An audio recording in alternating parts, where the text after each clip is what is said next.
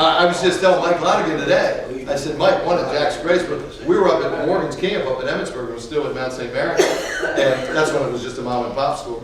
And so Jack and I'm with Jack, and we're coming back from lunchtime. He pulls into not a 7-Eleven, but just a convenience store up in Emmitsburg, right in the town of Emmitsburg, and you come out right there. And Jack says, Pistol, do you want anything? I said, no, I'm fine. So he goes in, and it's 5 minutes, and now it's 10 minutes, and I'm like, whoa. What's going on? So finally, something's wrong. Somebody's robbing the place or something. So I go in, and I'm kind of low coming in. I don't know what's going on. Jack's been in there 10 minutes. He went in to get some search or something. So then I come up, and he's at the counter going, 9/29/58. It's Jones' birthday. 9/51/21. Yeah, and he's playing the lottery. 10 minutes. So I said, Jack, is everything all right? He says, yeah, that's right. And he was the best. One of the most generous, as you guys know, one of those generous men alive. I mean, you couldn't pick up the tab on him. Even if you came in right away and went right to the proprietor and said, no, Jack, call ahead.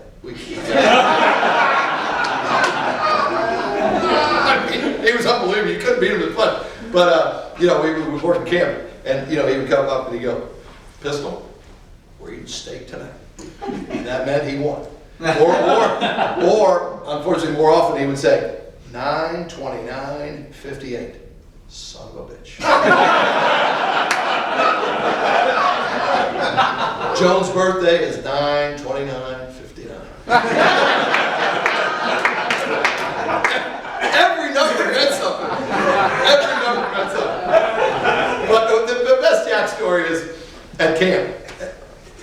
It was like clockwork, and I roomed with him for I don't know how many years, Morgan and I, but it was such great times. But Dan remembers this. But the first and so many guys would come to work Morgan's camp. Morgan, of course, spoke all over the country, and oftentimes wherever he would speak, St. Louis or Sacramento, or he'd always attract coaches to come in. He'd say, "Hey, love to have you work camp. Just get all of us in the spring, and we'd love to have you come out." So every year we would have a national staff, and then of course it became international, different guys. There was still the core guys, but so many guys would want to work for coach and come and experience his camp.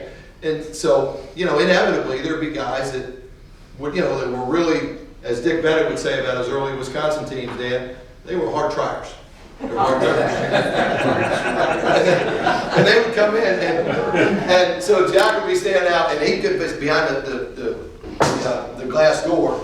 And there would be a guy from upstate New York, and he's in there. And the first night where you're just really trying to evaluate, put guys on teams, you're really not trying to teach you. He's got guys in their stance, and he's working them out. He's hitting them on the rear, and and it's great because he's trying, but it's probably not time for that yet.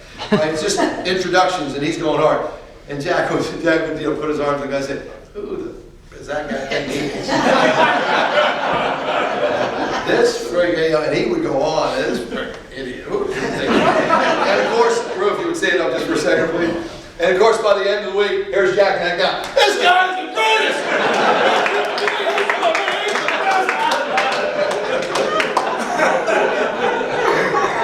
But I said, Jack, what about that first time? Oh, yeah, he was just getting his energy going. That just shows you how big his heart was. We all know that. We all know that. But he was a great coach for us, and he was a guy you could go to. And it's it's a tough line when you're an assistant coach. I mean, Jack was assistant coach for Joe and I and Rue and all of us, and he walked the line. He was always loyal to Morgan, but you could always go to him. You could always go to him, and I think that's a real skill. It's a real skill, and he had. You trusted him, and he let you vent a little bit, and that was always great. Great memories of Jack. I think we all have good ones.